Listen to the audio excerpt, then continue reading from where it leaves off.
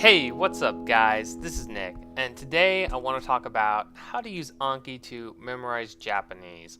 So once you've downloaded the free software, you're going to want to head to launch it and start a new deck. Right here, create deck, and you're going to want to name it something. We'll just go test for this example. And load the deck, start adding cards. So on the front, what you're going to want to do is add the Japanese, of course, Nihongo. And then on the back, you're going to want to add the English translation. J-A-P-A-N-E-S-E. Alright. Add card. That's all there is to it. Super simple, super easy way to create flashcards. And then you can let the spaced repetition system that the software incorporates to, choose the optimal timing for reviewing the information. Now, having said that, there is one thing I want to point out, and that is go into study now, get the card. The size of the words, I have it right now, it's set to a custom size. The default size is actually a lot smaller, and let me show you what that looks like real quick. Close, boom. See how small that is? I didn't like that. I thought it looked like crap. So what you can do if you want it to be a little bigger is when you're looking at a card in the deck, you can go down to edit, you can go to cards, and then right here on font size, change it from 20 pixels to something bigger like 48, which I think is pretty good. Click close, close again, boom, nice and big.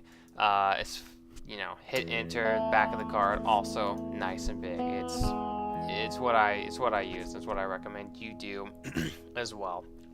Now, you can certainly make your own decks, but guess what? There's also pre-made decks that other people have made. All you have to do when you're out here in the main area is click, instead of create deck, click on get shared. It's going to launch the website. You're going to see popular categories. Of course, Japanese is one of them. Guess what? There's a lot of them. Oh my gosh. Look at all these flippin' decks that other people have made. Now, it's great that they've spent so much time, but the question is, should you make your own deck or should you use one of these pre-made decks? I'm going to say you should make your own deck. And here's why. Look at some of these decks, right? See this one right here? 11,000 cards, okay? 11,000 cards. Now, if you download that and use it, what are you going to be doing? Are you going to be reviewing words? No, you're going to be learning words. You're going to be looking up new vocabulary, trying to research grammar that you haven't seen before, because let's face it, 20,000 words, you're not going to know most of them. In my personal opinion and in my experience, SRS is best used for reviewing information that you have already learned, right? So you read a chapter in your Japanese book, you put the example sentences into SRS, and you review it to lock it in and remember it forever. Using a pre-made deck basically means that it's primarily new information, and you're going to spend all your time learning and researching and looking up, and not any of your time really just reviewing. And here's the thing, SRS, the power of a spaced repetition system is the fact that what you review is what you need to review the most. All the easy stuff gets pushed out a day, a week, a month, and it's only the hard stuff that gets, reoccurs tomorrow, 2 days, really quickly. If you're learning 11,000 new words, it's all gonna need to be reviewed tomorrow. So, in my opinion, do not use a pre-made deck. Make your own. Make it, specific to your needs. Make it match your knowledge. If you're a beginner and you know 5 Japanese sentences, guess what? Your deck is 5 cards long. If you've been practicing for 6 months and you know 1,000 sentences, your deck is 1,000 sentences long. But here's the catch. You know those 1,000 sentences perfectly. You've got them down pat. You can use them whenever you need. You're good to go. Now, having said that, I am going to give you one exception. Let me give you an example. Remembering. So, sometimes people make decks based off of books, right? Like Remembering the Kanji. Hey, that's a great book that teaches you how to learn the meaning and, the writing of kanji. So if you've read that book already and you're like me, you're too lazy to make the cards yourself, you can just come here and download it. Someone else has already done the work for you. That being said, it's 2,000 cards, so it's like you have to read the whole book before you can start reviewing it. In all honesty, you should be reviewing it as you learn more. So again, it falls into the category of like, better to make your own deck than to use a pre-made deck. Having said that, it's just my own personal opinion. I'm sure people have used pre-made decks with success. I'm just not one of them. So let's move on and talk about the format. What kind of information should we include in a deck or on a card? So you go into your deck, you create a new card. You can put anything you want on the front. You can put kana, katakana, hiragana. You can put kanji, the meaning of a kanji, the sayings, the readings of it. Or what I think you should do is you should use full Japanese sentences. So let's go ahead and enter one right now, right? So like, toire ni ikitai, right? So I want to go to the bathroom. Now, why, and then add, why use full sentences, all right? First of all, people talk in full sentences. Like in the real world, people don't talk in words, okay? People don't talk in vocabulary lists. They talk in full sentences. So what you're learning is practical, usable Japanese. You're learning the language as it actually is used by people in manga, in anime, and so on. So you might as well practice the language the way you're actually going to use it, right? Toire ni ikitai. Instead of just learning 10 different words for, bathroom, sink, kitchen, whatever, just learn one word, but learn it within a phrase that you're actually going to hear and use every day or every couple days.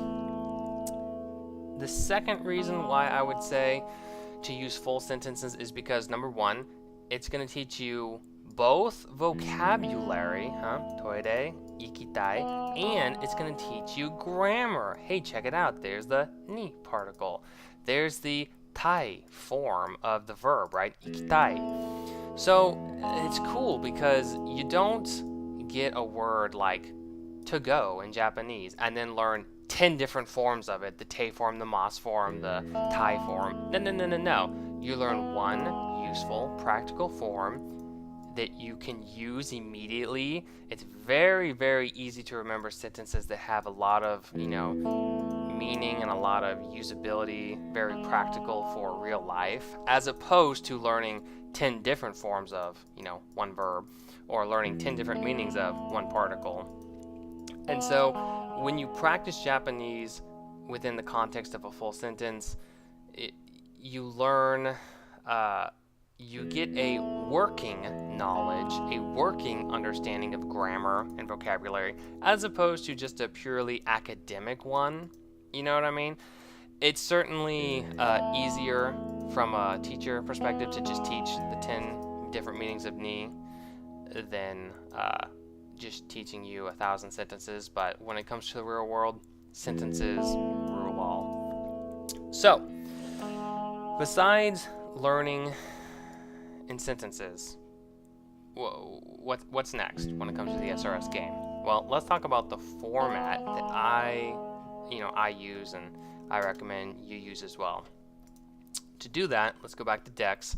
Let's go to, the main deck, 10,000 Japanese sentences. Load that bad boy up and study. Okay, so take a look, right? We've got a full Japanese sentence, which I've just, talked about. Click enter, boom. We've got the English translation. You notice anything that's missing? Yeah, how about pronunciation for the kanji? How about a picture that illustrates what it is? How about a native recording and audio sound so that we can hear it? All that stuff is missing. Hey, what's the deal, Nick? Why do you have such a bare bones approach to, flashcards? There are several reasons for it. Number one, this is Japanese at the highest written level. So if you're reading an online, website, whatever, or if you're reading a Japanese video game, a manga that's written for people in high school or above, this is what you're going to see. You're not going to get any hints as to how to pronounce these words. You're just going to have to know it, right? So again, practice the way you're going to use it in real life. That's my, opinion. It is harder, don't get me wrong, but it's more beneficial. If you see a sentence like this and you're like, I know what this means, kyo wa, today, right? And I know what this means, tenki de. But what does this mean? I'm not sure. Let me give you 2 resources to look that up real quickly. All you have to do is copy it, right? Control C, or if you're on a Mac, I believe it's Command C. Load up your browser, go to gshow.org. It is an incredible resource. It's an online dictionary, totally free. Paste it in there, hit enter, boom. It's going to give you a crap load of information, but all you really need to know is what does it mean, right? Warm, and play audio. Atatakai, right? So it's going to give you the pronunciation. Obviously, you can read up here as well. Like they got some furigana up here to show the pronunciation of the kanji. But what's really, really cool is the audio that they have that, has a native person speaking it so that you can hear how it actually sounds. So, you go back here, you say, oh, okay, I get it. Kyou wa tenki de atatakai, There is one thing I will say about Jisho, however. They don't always have the play audio for every word. I mean, look at this word right here, right? No audio. So how do you get around that, right? You can go to this other website that's really, really good called forvo.com. The tagline is all the words in the world pronounced. Pretty catchy, huh? Just paste that bad boy right into here, click enter, and look at that, 5 pronunciations for this word. You can just click the play button for, the top recording, atatakai, or you can click on the word itself, and you can see all 5 pronunciations because, maybe you want to hear a male say it, maybe you want to hear a female say it, whatever. If, use Jisho first, it should always give you the, the pronunciation in hiragana, and hopefully an audio. But if there's not an audio and you want to hear a native say it, then go to Forvo, type it in the search bar and find it. That's how you can get around the fact that, the flashcards are not going to help you when it comes to the pronunciation of kanji. Now, having said that, what's going to happen if you use this method I'm talking about is that you're only gonna need to look up words a couple times, and then eventually you're gonna remember the pronunciation. And what's really cool is you're gonna start learning the onyomi, or the Chinese pronunciation for kanji. So, as I'm sure you know, when a kanji is by itself, like in this example, tatakai, it gets the Japanese rating. But when there's 2 or more kanji together, generally speaking, they don't get the Japanese pronunciation, they get the Chinese speaking, or the Chinese pronunciation of the words. So what's going to happen is you're going to see a word like this, tenki, for weather, right? And later on, you're going to see a different word that only has one of the 2 kanji in it, but you're going to say to yourself, oh, I remember, that one's pronounced ki when it's used, in compound words. And sure enough, you're going to check it out and you're going to be right. And so you're going to get to the point where you can read kanji, no problem, in compound words. You might not always know what it means, you might still need to look that up, but you're going to be able to at least pronounce it correctly, and you're going to think to yourself, man, that's pretty freaking cool. That's something that happens when you learn this way, context of a full sentence, and also not giving yourself training wheels, holding yourself to the fire, holding yourself to that higher standard, and making yourself recall the correct pronunciations. If you absolutely have to, yes, check it out in Jisho or Forvo, but since you're only going to be entering information that you already learned from a book or a course, you should know it, right? That's the whole point of, using a custom-made deck for your needs, is that it's information you've already learned from somewhere else. Now that we're done talking about the format of, how to structure a card, super simple. Actually, there's one more reason why I use the bare bones approach to cards. Can you guess what it is? Let's go back to the name of the deck. 10,000 Japanese sentences. So how long does it take to enter one of these, right? Well, you have to enter the Japanese, and then you got to switch to an English keyboard, and you got to enter that, and then you got to make sure that they're both correct, because, you know, you might have misspelled something, a typo here or there or whatever. Let's just say it takes a minute, right? Like, that's kind of generous. Sometimes it takes a little more, sometimes it takes a little less. Here's a question for you. How long is 10,000 minutes? It's a week. It's actually just under a week, but it's like a solid week of nothing but data entry. Are you freaking kidding me? That is so much flippin' time. But here's the catch. What would happen if I added pronunciation for the kanji? Huh? What would happen if I added audio? What would happen if I added pictures? Well, now it's not 1 minute per sentence, per card, I should say. It's 2 minutes, it's 3 minutes, it's 4 minutes. And now that 1 week solid of data entry work has turned into a whole month, all right? It's insane how long it can take the more stuff you add to it. So another reason, and I don't know, perhaps even the main reason why I keep such a bare bone approach of just the Japanese sentence, just the English translation, is because it allows me to add, you know, 10, 20, 30, 40 sentences a day very quickly. And for you personally, you don't have to add that many. You could just add 5 or 10 a day. That's fine. But it keeps the spirit of SRS alive, where you're spending all of your time reviewing information and you're only spending like 5 to 10% of your time entering data, which is freaking boring, all right? Don't spend all your time entering data. It will kill your Japanese study progress, all right?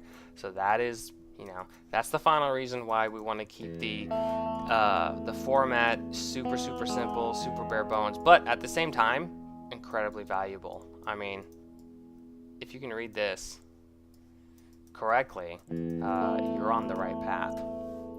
Now, let's move on to where you can get these full sentences, right? Because I wrote an article some time ago, and I'll put a link in the description of this video to it if you want to read it, that basically talked about how you should not translate English into Japanese if you're, you know, a beginner, intermediate. And the reason is because Japanese and English is very different. Let's go back here to this test deck. Let's go ahead and browse it and pull up that sentence here. Okay, sotoire ni ikitai, I want to go to the bathroom, right? In Japanese, that's a normal sentence. I want to go to the bathroom. But in English, we don't really say I want to go to the bathroom. We say I have to go to the bathroom, right? Like, oh, excuse me, I have to go to the bathroom. Here's the thing. If you're translating English straight up into Japanese, it's going to sound awkward, because instead of saying, you know, I want to go to the bathroom, which is a normal sentence, you're going to say I have to go to the bathroom, and Japanese people are going to be like, what? Like, what are you saying? Like, they're going to know what you mean, you know, but it's going to sound weird is the point I'm trying to make.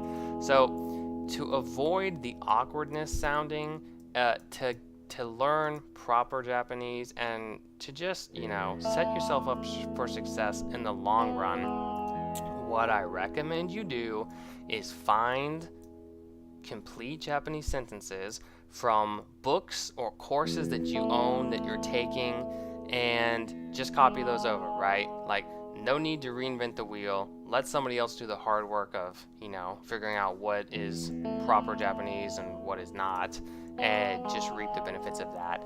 Now, saying that, let me give you 2 resources that I think are invaluable. So over here, we've got a book called Japanese Sentence Patterns for Effective Communication. This is one that I own. I've written a review on it. You can check out. I think this book is incredible. The premise behind it is that it's going to teach you 142 patterns for everyday conversation. What that means is, you know, one pattern might be something like, oh, I got up today, right? But a different pattern might be, I want pie. The interesting thing is that language at its core is all about pattern recognition, right? A person says something and you recognize the pattern of the structure of the sentence and what they said, and that is communication. This book is, you know, it's based upon that. It's, let's be honest, kind of a boring title, and not too many people know about it, but it's really freaking useful, because besides the 142 patterns, they're going to give you like 8 to 10 example sentences per pattern. So you're going to get almost 1,500 useful, good Japanese sentences that you can then, first of all, you can learn them. Second of all, you can put them into here in the SRS, right? So let's add one right now, right? So add a card, and I'm going to open up this book. Give me 1 second. Okay, so here's a pattern, right? Let's go here, and let's do the English first. The party started at 7 o'clock. So the party started at 7 o'clock, right? Now, what do I mean by pattern? Well, the pattern means that you could swap out nouns. Like instead of party, you could say the meeting. The meeting started at 7 o'clock. Or the wedding. The wedding started at 7 o'clock, right? And the integrity of the pattern holds true. You can swap out certain parts. Instead of 7 o'clock, it could be 9 o'clock, it could be 10 o'clock.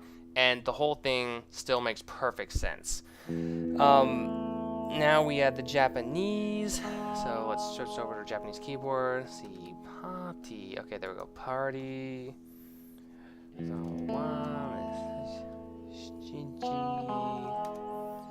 oh, hold on. We need the kanji, right? Like we gotta be true to what's written in the book. Okay, so check this out. The party started at 7 o'clock, right? The Japanese way to say that would be party wa 7時から始まった. Do you notice anything that's interesting about this? How about right here? Kara, right? So kara means from in Japanese. And so a literal translation would be party, 7 o'clock from, started. In English, we say at. So there's a perfect example of what I was talking about earlier about how Japanese does not match English perfectly. In English, we would say the party started at 7 o'clock. But in Japanese, they say the party started from 7 o'clock. That is another reason that just validates why you should be pulling sentences from, from high quality sources rather than just trying to make up your own. So a final note, when I make cards, I like to add a tag to them down here. For this one, I'm going to use Kamiya because that's the author of the book. That just lets me personally know where the heck did I get this sentence from, where do I need to look for it if I have any questions over it. I highly recommend you use that as well. And then boom, add the sentence. And there we go. Boom, there's the sentence, hit enter, boom, that's what it means. Now, you may have noticed, you may have been timing how long that took. I was not. I wasn't timing how long it took. But I don't know. Did that take a minute? Did that take a little longer? I know I did a lot of talking. It probably took longer. Here's my question for you. What if instead of 1 minute per sentence, we could reduce that time, right? So what if we could reduce it to 30 seconds? What if we could reduce it to 10 seconds? What if we could reduce it to 5 seconds? If you could reduce the time it took to enter one card from a minute to 5 seconds, instead of a full week worth of data entry time, it would only take you like 8 hours. I think it's like right over 8 hours. So instead of like a full solid week of work for data entry, which is boring, it's like 1 day of working a full-time job, right? So the question is, can you do it? And of course, the answer is yes.